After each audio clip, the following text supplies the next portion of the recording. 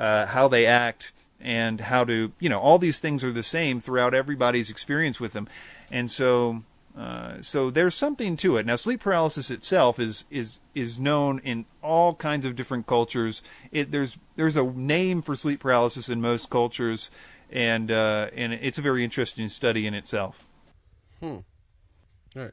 Okay, Sam. So, I don't know if there was another area you wanted to go regarding the sleep paralysis, but does the medical community then treat you with like psychotropic drugs, or what's the next step usually? Yeah, they will treat you with anxiolytic drugs and serotonin reuptake inhibitors and these kinds of things. And the travesty about that is two things. First of all, they actually did a study in 1999 showing the exact same drugs that they prescribe for sleep paralysis are the ones that have been proven to cause sleep paralysis as a side effect. So that's not good. If indeed the drugs are making it worse, or I would say those particular drugs are opening doors and doing things that, what we've found to be some causes of sleep paralysis, you don't want to give somebody those drugs. Right. And secondly, they'll tell you, if they prescribe the drugs, it's kind of like giving somebody a pain pill, instead of trying to figure out what's wrong with them. It's not going to fix the pain, long term or anything. And they know that these drugs don't cure sleep paralysis. In most cases, they don't even have any effect on sleep paralysis. It's just what they do. And in the cases where it does have some slight effect in the short term on somebody's sleep paralysis, when it comes back, it's worse than it ever was. And I would submit it's because they're giving them drugs that are opening up doors further and further. Yeah. So when it does come back, it's going to be worse because the demons ultimately have bigger doors to work with. Would that also involve possibly I can't remember where it is, but Scripture talks about where if you send one away, but you don't repent, 7 more will return with it, or something like that. What is that, Acts? Yeah, that's an interesting verse, and I do think that I suppose that's a good analogy for something like that. Indeed, I'm just curious if that's what's going on, but I kind of think not, because in that case you are invoking the authority of Christ, but are you actually making the change or closing the door, if you will, to whatever it is? Well, I don't know. Now, in that sense, I think maybe it's more about demonic possession, and I certainly don't think sleep paralysis is demonic possession. I mean, it can be a symptom of demonic possession, or at least I consider it just doors opened. Yeah. Now, of course, if you open more doors, it can ultimately lead to that. But so it may not be applicable in that sense, but and also I think that generally speaking, if somebody is doing something to cause sleep paralysis, there's a number of obvious causes that people that do a lot of these particular things are going to have severe sleep paralysis. And I think for those people, if they stopped doing those things, I don't think their sleep paralysis would get any worse.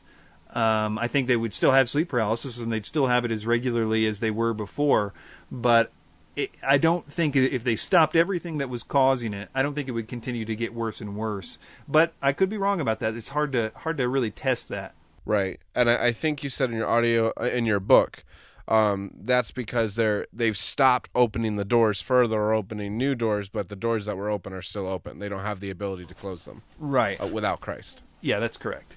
Something that I was just going to comment on, and I never. It's just funny. I never really thought of it this way, but when you talked about the Ouija board in your book, you talked about the secret to the Ouija board is that the Ouija board doesn't have any power. It's what you're giving that energy to. You know what I mean? Right. Yeah. I say it's just cardboard and plastic. It's there's nothing special about it, but there's something interesting about if you really analyze the different kinds of occult practices that are out there. I mean, there's all kinds of stuff from the Ouija board to channeling and tarot cards and the rest of it.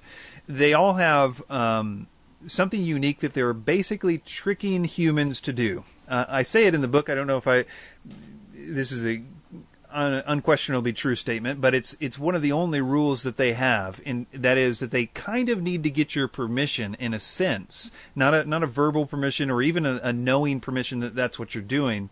But let's take the Ouija board. So you sit down with the Ouija board, and what you're saying in your heart is, hey, spirits, I want to contact you. I want to hear from you. I want to hear what you have to say. Spirits, come on and join us here.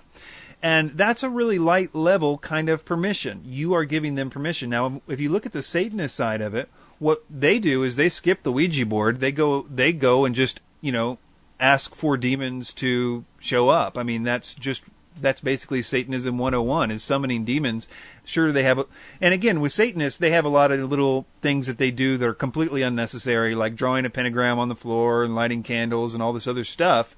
Well, they don't need that. I mean, they just need, the one thing the demons need is what they do is, ask for them to be there. And so, if the asking is the only thing they need, and if you analyze the occult practices in particular, they're all little mini versions of getting you to ask them to be there, right. Whether it's tarot cards or any of the other things. Now, some of them are, like New Age channeling is a very overt kind of thing. It's not, they wouldn't, like the Satanists, they wouldn't think that they're demons. They're probably thinking they're channeling some, Atlantean god or something like that. But nevertheless, they're asking for a spirit to show up. Right. I had a question and I lost it. Well, we could talk about the causes of sleep paralysis. I mean, we mentioned already some of the stuff like the occult practices, but it's certainly not the only kind. Yeah. I remember. Sorry, Chris. Yeah, go. Okay, so you said the drawing of the pentagrams, all their symbols and everything, they're completely unnecessary. Now, I'm just curious if you found in your research, or if you know anything about this, for the long-standing time, like for example, in the apotheosis of George Washington in the Capitol building in the Dome, there are 72 binding pentagrams surrounding that. Because these are quote unquote tools or symbols that have become so associated with the occult over time, do they now in of themselves perhaps have a pull, or are they just completely like the Ouija board, just plastic and cardboard and nothing? Yeah, I personally think they're totally worthless. Okay. The thing about that kind of stuff is, like, Satanists or New Agers or anybody that's into this stuff, there needs to be a certain type of mindset, particularly elitism. I know the secret that nobody else knows. The more kind of material that they have in their brains about that, I have the super secret, I know the super spell to do this, or I know you have to do this exactly the right way and make sure you sacrifice the frog in this particular way, or, whatever it is, the more that they feel that they have secret knowledge about stuff, and symbols have power, and they know all about the symbols, so that makes them really smart and all this stuff. It's those kind of cues that keep a person locked into something like that. It's basically pride. And so Satan, and you can look at this throughout the whole gamut of Satan's deceptions that he has people in, whether it be Satanism or cults or whatever else. He's got all kinds of different things like that to keep the people prideful and therefore locked into the ideas. So no, I don't think that there's anything special about symbols, or that they have any power other than we perceive them to have. Yeah, my personal opinion, of course. Okay, so I'm sorry, I'm going to play on that before you continue. You mentioned, they know the super special spell, the super special ritual. Now, what is your opinion? Does actual sex ritual magic that was used in the Amalantra working and the Babylon working by Ron Hubbard and Aleister Crowley, obviously I would think from what I've seen and what I've learned, anything involving a blood sacrifice obviously has something to do, has some type of pulling power, right? I mean, and I would say the sex ritual magic does as well. Would you agree with that, or? Well, yeah, I mean, I think that sacrifices and stuff like that is kind of like the end game for a lot of demons, what they're trying to do and stuff like that. I do think that blood sacrifices, as Russ would say, it sort of it almost like it draws them or something like to a particular ritual site or something like that, but not necessarily in the sense that like, that's how you draw demons by doing it or whatever. I don't know the exact reason of it, but because it is ultimately what they're trying to do. Like if they can possess somebody, and one of the first things that they're going to do if they possess somebody is start whispering to them to kill themselves. Right. So it's ultimately their end game, and so I kind of look at that maybe more of a means than anything else. I also think that, the sex magic kind of stuff, it may or may not, but I look at a lot of the sex stuff in Satanism as more or less kind of like a selling point for Satanism. If if you're on the fence about getting into a satanic cult and then they tell you what they're doing Friday night and they're like, well, all right, I'll join, Right. So I think that there's a certain element. That's the way to put it. Lame reason. Oh. I think there's a certain element that's why sex is so involved in satanic cults. Okay. Because it's just a marketing tool, basically. And if they think it's doing something super special, but I'd be interested to see in those, if for instance, somebody could say, well, this particular ritual, wow, it did something great or whatever, I would be more interested in what they said in the ritual, what they, right. And what did they invite, et cetera, that kind of thing. Yeah. Gotcha. But let me back up and say something else.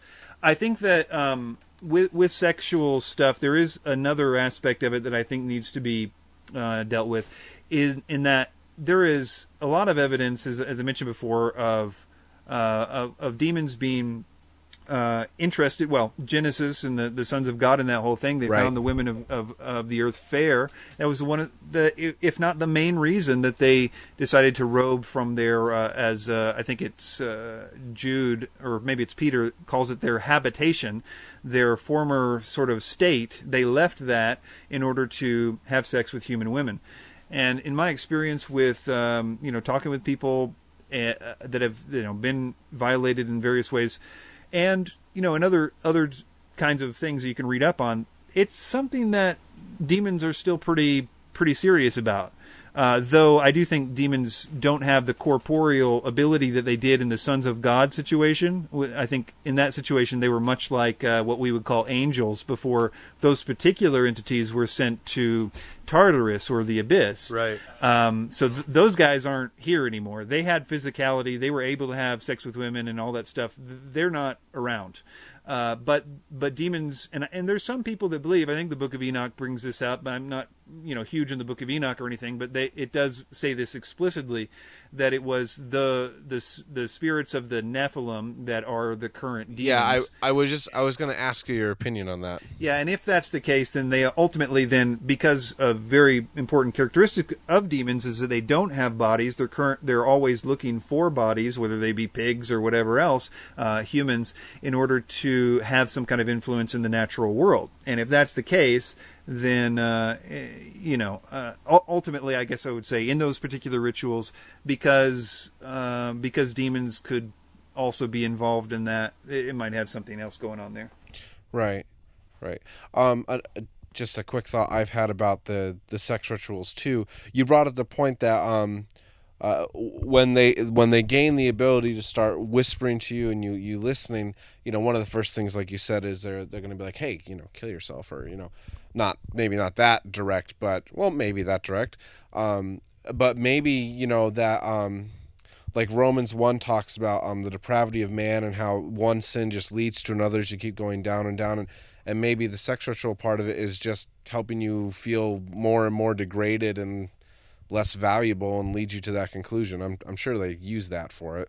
Yeah, I mean, I think that with Satanism in particular, they try to just do any kind of abomination. They read something in the Bible and they say, oh, God doesn't want us to do that. Hey, let's do that, And I think that they really actually actively try to do the reverse of a lot of those things. So if they see something is good, they want to do bad or whatever. And, because of the depravity of man, I mean, there's not a whole lot of convincing to say, hey, let's be sexually immoral that has to go on, so I do think it's a little bit of that too. Okay. All right. We're going to come back on subject now here. Sorry to kind of wrap it down. Causes. Yeah. Causes, right? Okay, so yeah, we explained a little bit about the occult situation and why that works and what they're doing. There are. I guess we can probably skip some of that stuff. Now, of course, God tells us not to do this stuff. Deuteronomy tells us that not to practice sorcery, divination, and mediums, and the rest of it. And it also says that those things will defile us.